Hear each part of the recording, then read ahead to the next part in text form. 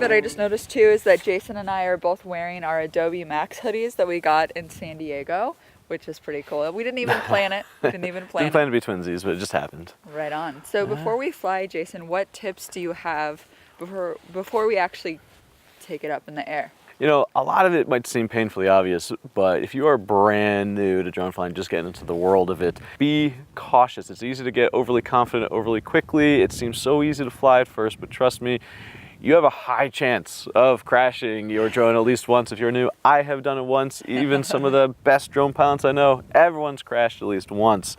So, yeah. Pressure's on. Don't want to crash your drone.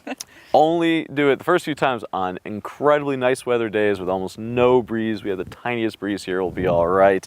Make sure you're in a wide open space. Make sure you can see your drone at all times, always. It's tempting to go, because it can go so far, to go over a tree line. I don't even see it anymore, that's so cool, it's so far away. Suddenly the app will let you know, oh, it's lost a connection. Right. That's when you're screwed. After 2 miles with this one, correct? Yeah, so 2 miles is in theory the limit, but that can be cut down by any sort of visual obstructions, so that's pushing it right there. Okay. It lets you know if it's getting a weak signal, so the second you see that, if it says weak signal, you turn that drone around and come back as quickly as you can, because at any second it might go red and be like, no signal, and then you're running towards it trying to get a signal again. Been there. Nice workout. Yeah, yeah, oh, it can be. Couple of times. You know, they try to be smart now. They do have a return to home feature if it loses its connection, but you don't want to rely on that. Okay. Yeah, I crashed mine when it lost a signal. It didn't return to home, or didn't turn on the return to home feature fast enough and ran into something. So you don't want to rely on that feature by any stretch. But other than that, batteries don't last very long. Keep that in mind. You have a very accurate battery gauge that shows up on the app.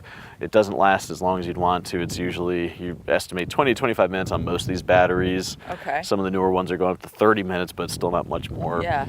But yeah, other than that. It doesn't take long to get some of the shots you want. I mean, generally it's just some short 30-second aerial shots. You got it, exactly. Yeah, yep. So we're going to go get some awesome shots here of this, Potomac River right now? Yeah, that's where we're at, Potomac River. So I'm set to 4K, 24 frames per second.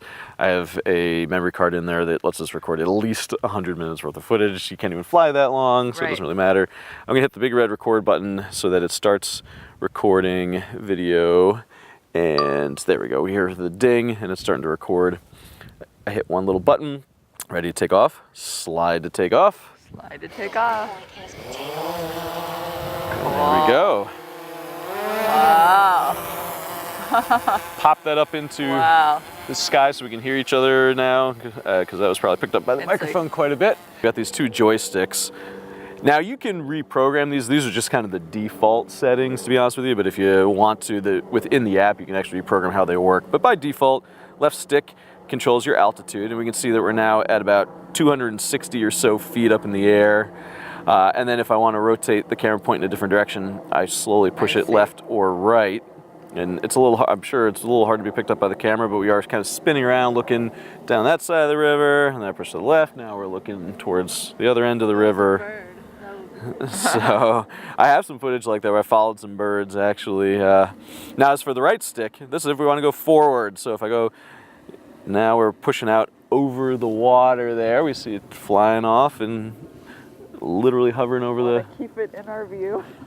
Keep it in our view, yep, ideally, absolutely. Okay. And so... Go forward, and then you can go back. And obviously, yeah, it can fly straight backwards while still pointing, you know, in the same direction. So I'm just pulling backwards right now. Oops, I accidentally was pushing a little bit to the right. Now, the right or left on the right stick is like kind of strafing. It just kind of like leans, right, and starts heading in that way. Bring it down now. And when it's a few feet off the ground, you actually put it into an official landing mode. There's a button to hit right on the app, and you slide to land. And then you push it down just a little bit further. Wow. And it just automatically cuts off the blades. Wow. And we have successfully landed, and I'll stop the recording here. Wow. So cool. That's awesome. Yeah, really not so bad. You just gotta be careful. Always know your surroundings. Yeah. Best to go out with 2 people. And it's just you learn by doing too. I mean, I'm Yes. not like I could listen And crashing. to you. Learn by crashing too. Because I can listen to you like all day just talking about it, but I'm like a person that I can't just listen. I have to actually physically do it.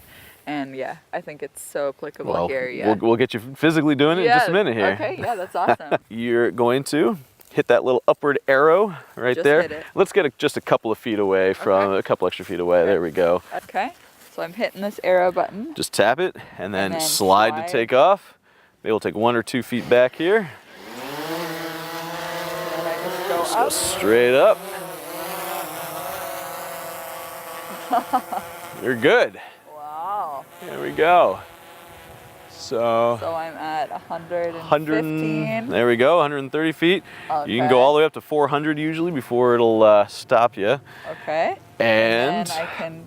you're definitely in safe area right Now I'm now. going over the river. Here we go.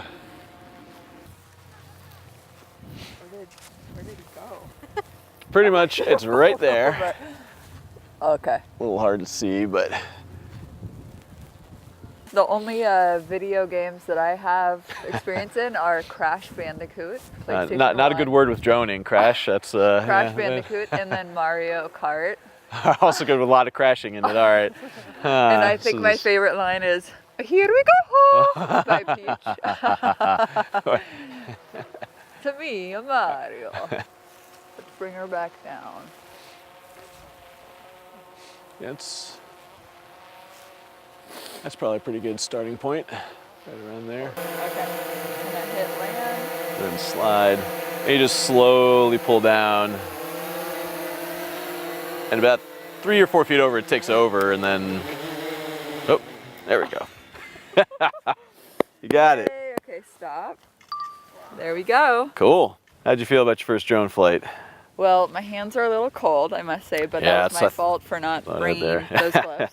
But the thrill of flying the drone warmed them up. So it was a lot of fun, and I was surprised at how good I was. Yeah, you did just fine. Absolutely. You're gonna go out and get your own soon now? Well, Yeah, I we'll mean, see. DJI, if you're watching this, That's right. hook me up. Yeah. The batteries are expensive. Check out Jason's stuff. He's a trainer. He has some courses on Pluralsight, and he writes for Screenlight. And you can check out my website at somemightsaymedia.com as Some well Might for Say links Media. to all that stuff. Yep. Yeah, thanks, Jason. Yeah, absolutely. All right. Anytime. We'll see you guys next time. Bye. What is a live text template? It's essentially a motion graphic text template that you make inside of After Effects, and you can edit the text inside of Premiere Pro.